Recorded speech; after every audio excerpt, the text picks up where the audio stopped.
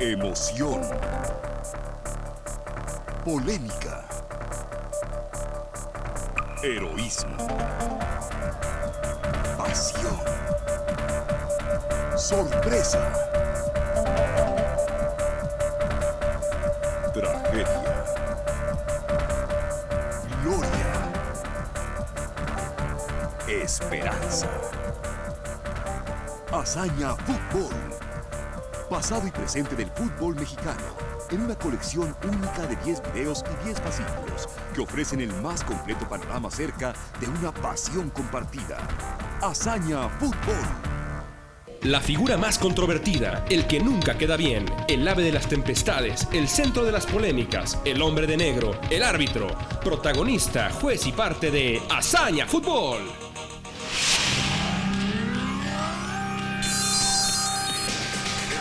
Tostado se lleva la pelota, 1, 2, 3.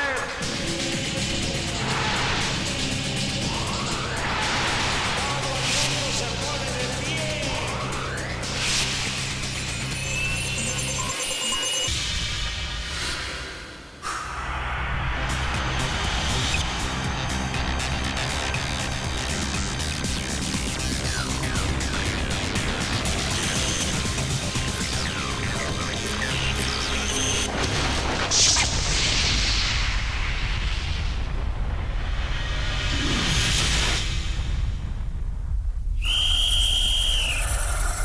Ser árbitro es una pesadilla.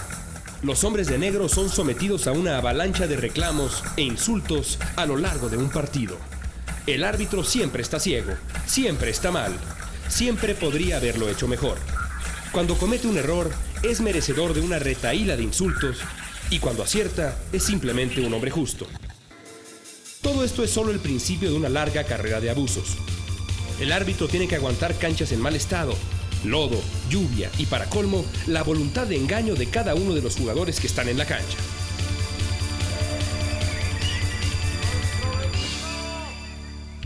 Nosotros también tenemos familia. Cuando salimos a la cancha y tenemos un error, lo último que queremos es equivocarnos, porque los primeros en repercutir un error o unas críticas precisamente son mis hijos. El largo camino del arbitraje empieza para buena parte de los colegiados en las canchas del barrio.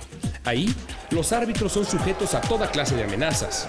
Abundan las historias de insultos, golpes y demás linduras en contra del arbitraje. Bonifacio Núñez, el famoso y colorido árbitro, vivió la furia antiarbitral en carne propia. Mi mamá tejía y había un grupo de muchachas adelante de ella que me decían que llegó un momento, yo creo que la fastidiaban porque me lamentada de para arriba y lamentada para abajo. Y llegó un momento en que me dijo mi mamá que un día que escuchó que una de ellas dijo que ni a madre había de llegar yo. Dice, y que le contestó, viera usted qué fuerte me siento para vivirle a mi hijo muchos años.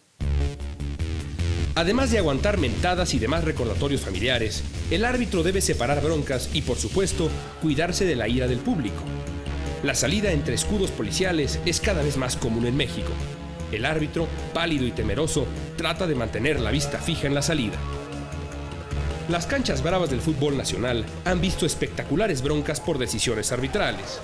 El Parque Asturias se quemó después de un dictamen polémico de Fernando Marcos, que era entonces el árbitro. Fue Fernando Marcos el que era el árbitro. Y tal vez se haya enojado porque dice es el único árbitro que le han prendido un campo. Lo que pasó esa tarde es claro y lo sabe todo el mundo. Simplemente el Necaxa, que era el favorito, el dios de las tribunas, iba ganando un partido 2-0. Y le empató el Asturias 2-2. Y la gente, con violencia, empezó a tirar globitos, con líquidos, y prendió fuego a una parte del estadio, una parte pequeña. Yo me enteré de que se estaba quemando el campo, yo estaba bañándome porque no caía agua. Vestirse de negro es una aventura. Ser árbitro es una verdadera hazaña que nace de un curioso masoquismo. Y en la liga de fútbol donde yo jugaba no era la excepción. Entonces llegó el momento en que decían, el equipo que quiera jugar tiene que donar un árbitro. Así se veía chistoso, pero es realmente lo que sucedió. Y yo por querer jugar, porque siempre mi ilusión era que llegara el domingo para jugar, entonces no me quedó otra más que ser el sacrificado, ser el que decidió ser árbitro. Y bueno, desde ahí, desde que tomé el primer silbato, nació ya el gusto por llegar a ser árbitro. Pero más que nada, nace del amor por el deporte. Es una hazaña fútbol.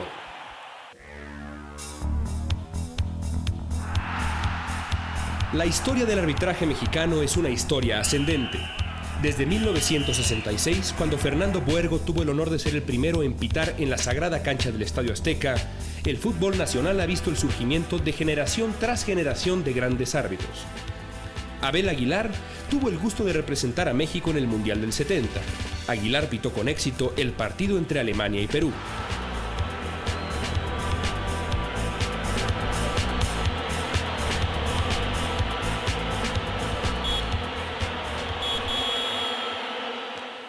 Cuatro años después, el escogido fue Alfonso González. A pesar de su calidad, González solo pudo participar en el partido Yugoslavia contra Escocia. En el siguiente mundial, en Alemania, González repitió en el puesto de honor. Con la experiencia adquirida, el árbitro mexicano tenía esperanza de poder hacer algo más. Para desgracia del arbitraje nacional, González no pudo ir más allá del partido entre la Holanda de Johan Cruyff y el débil Irán. Foul en acción. La foul del número 6. España 82 significó el despegue del arbitraje mexicano. Mario Rubio, árbitro de recio carácter y amplia experiencia, hizo un trabajo excepcional en el encuentro entre Polonia y Perú, lo que le dio derecho a pitar un partido de época, el partido de segunda fase entre los dos grandes rivales sudamericanos, Argentina y Brasil. El árbitro mexicano es buen árbitro. Mario Rubio. Rubio se enfrentó al reto con gallardía e hizo sentir su mano firme cuando en una decisión que dio la vuelta al mundo, expulsó a un joven crack llamado Diego Maradona. Y Mario Rubio sacó la tarjeta y expulsó, y hay abucheo para Diego Armando Maradona. Aquella rabieta de Maradona sería el primero de varios dolores de cabeza que le causaría el arbitraje nacional. El siguiente gran paso lo dio el serio y dedicado Antonio R. Márquez en el Mundial Mexicano del 86.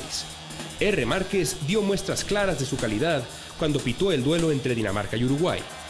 Su actuación fue redonda y le valió entrar a la historia cuando 2 semanas después apareció nominado como el árbitro central de la semifinal entre Argentina y Bélgica.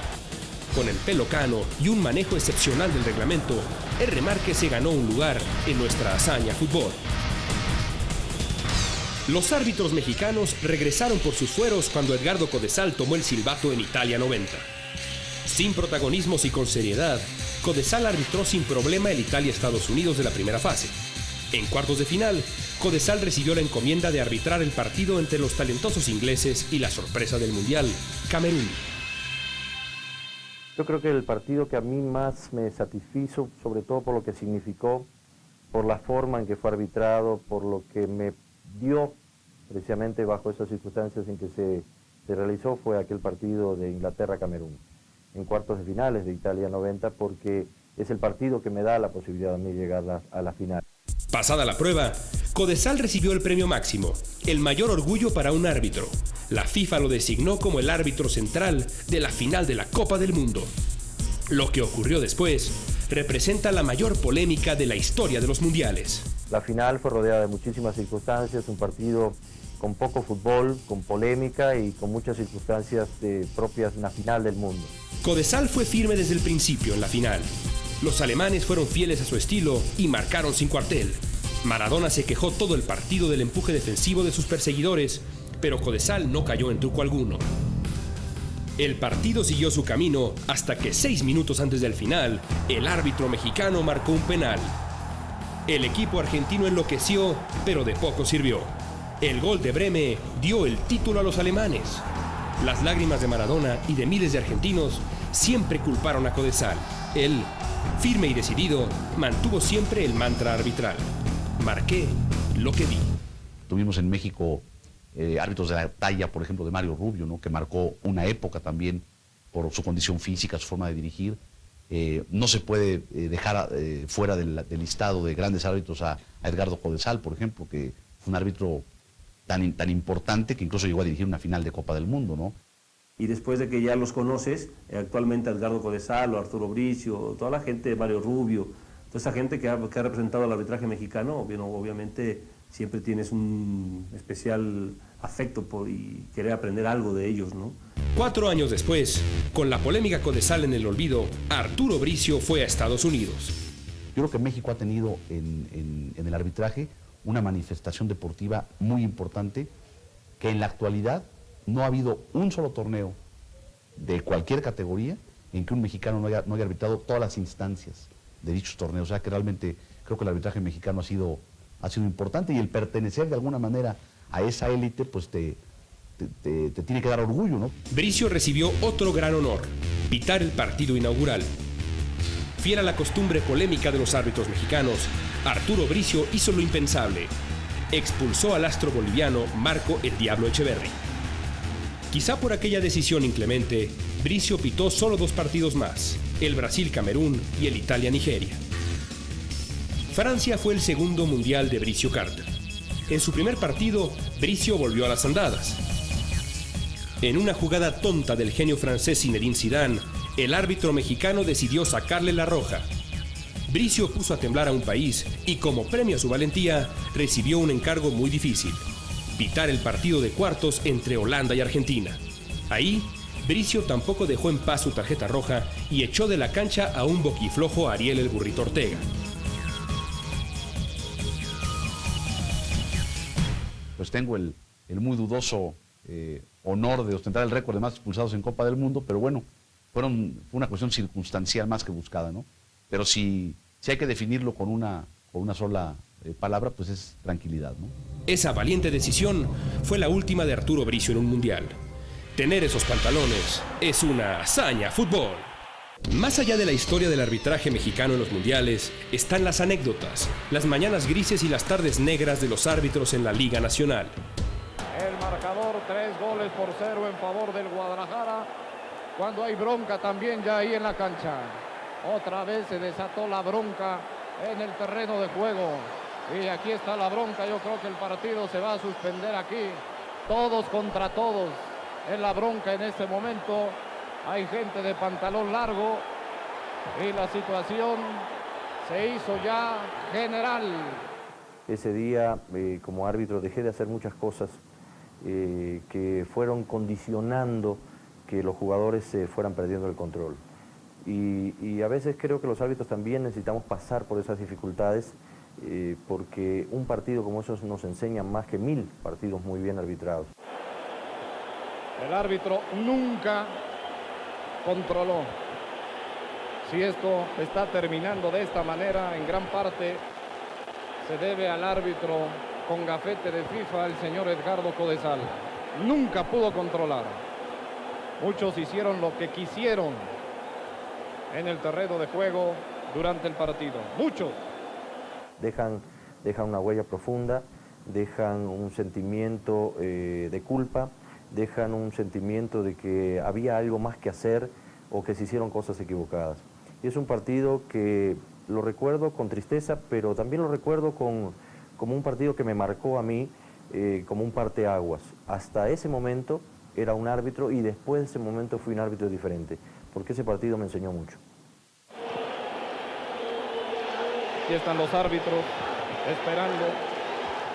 Bueno, regularmente a veces uno toma las decisiones sin pensar porque ve en el momento lo que está sucediendo y ahí uno toma la decisión.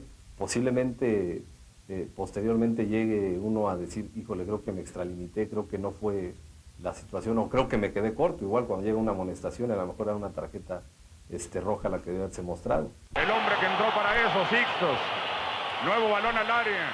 Reynoso. Rebote, Reynoso. Reynoso, penalti.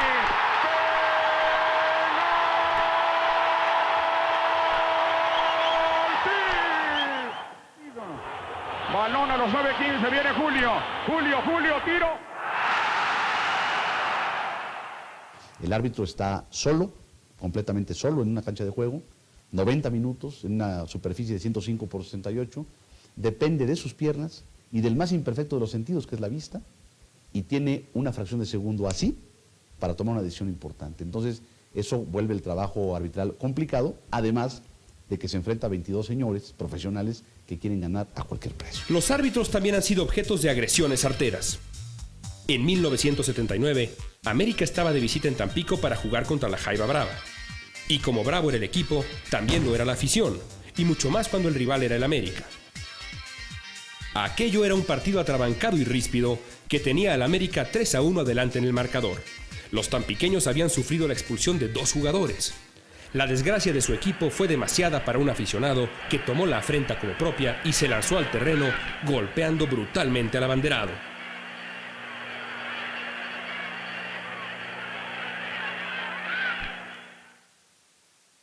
Nos tocó enterarnos o incluso presenciar vestidores llenos de vidrios rotos, a un árbitro como Javier Galindo salir en una cajuela de un auto.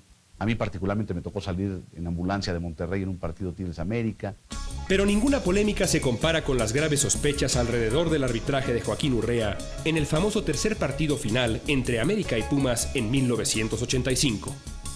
Después de 2 partidos dramáticos, los talentosos Pumas, base de la selección del 86, y el América en su época más brillante, necesitaban un tercer partido para definir al campeón. El árbitro Urrea hizo de todo, pero lo más grave fue quizás su parcial criterio a la hora de marcar jugadas idénticas.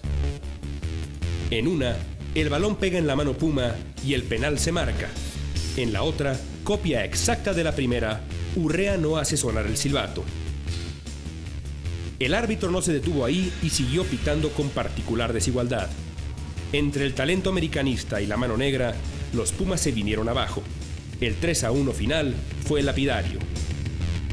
América campeón y Urrea a la deshonra, la más cruel expresión del fútbol. Todo país debe tener un árbitro que sea también un personaje singular. México tuvo a Bonifacio Núñez Vega. El famoso Boni era un espectáculo.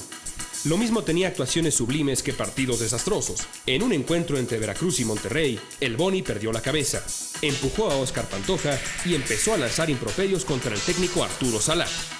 La locura de Boni fue calificada como el error de abril. Sin embargo, más allá de sus desplantes, Bonifacio Núñez fue siempre protagonista de la hazaña fútbol. Me enojé mucho. Un partido Veracruz-Monterrey, en donde al jugador de Monterrey, Óscar Pantoja, le bajé las manos 2 ocasiones. Una reacción que un árbitro no debe tener. Me enojé. Y eso me costó un castigo de 5 meses. En uno de sus últimos partidos, el público del noble Volcán Regiomontano le rindió el mejor homenaje, una larga ronda de aplausos. Boni se conmovió hasta las lágrimas. Hoy debes de terminar más cansado que nunca. Y así me fui. Me fui sin deberle a nadie nada. En años recientes, el arbitraje mexicano no ha sufrido de grandes polémicas. Quizá la única excepción ocurrió, para variar, en un partido entre América y Pumas. La comisión de arbitraje llevó la penitencia en el pecado cuando nombró a un joven e inexperto nazareno para pitar el partido, Paul Delgadillo. El novel árbitro hizo y deshizo. Entre otras linduras, Delgadillo anuló un gol legítimo a José Luis Parejita López y dio por buena una anotación inválida de Frankie Oviedo. Delgadillo salió entre una tormenta de insultos. Tenemos que empezarle a abrir la puerta a la tecnología y que para decisiones trascendentes, como por ejemplo si esa pelota entró o no entró, que puede cambiar el resultado hasta de una Copa del Mundo, como pasó en 1966 en Londres. Polémico y aún hoy día discutido por medio de Hart. ¿Votó dentro o votó fuera? El árbitro, señor Diens, tras consultar con su auxiliar, concedió el gol.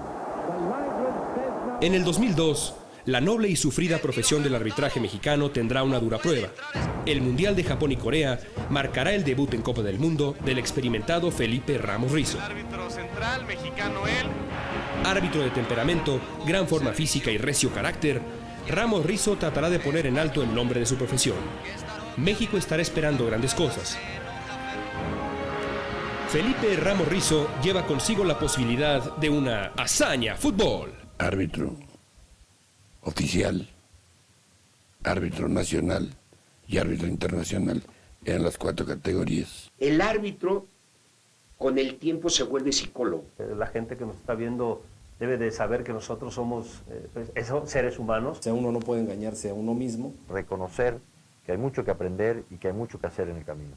Yo 2 cosas volvería a hacer si volvieran a nacer, ¿no? Yo me casaría con mi mujer otra vez y sería árbitro. Lo que sí es muy claro, que el que entra a esto es difícil que salga. En nuestro próximo número, descubre los hechos insólitos, lamentables y heroicos de los más grandes porteros. Uruguay pasa con solo un empate. El liderazgo de la Tota Carvajal. Los vuelos de Celada. La fuerza de Marín, la osadía de Jorge Campos. Se debe únicamente... Los remates de Pilar Reyes y los saltos del Conejo. Son los grandes porteros, reyes del arco en plena hazaña fútbol.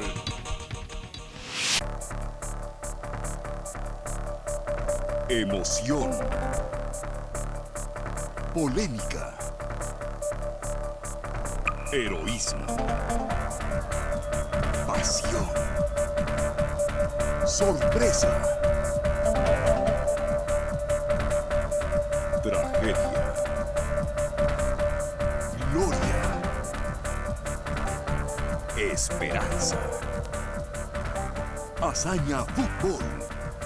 Pasado y presente del fútbol mexicano, en una colección única de 10 videos y 10 pasillos que ofrecen el más completo panorama acerca de una pasión compartida.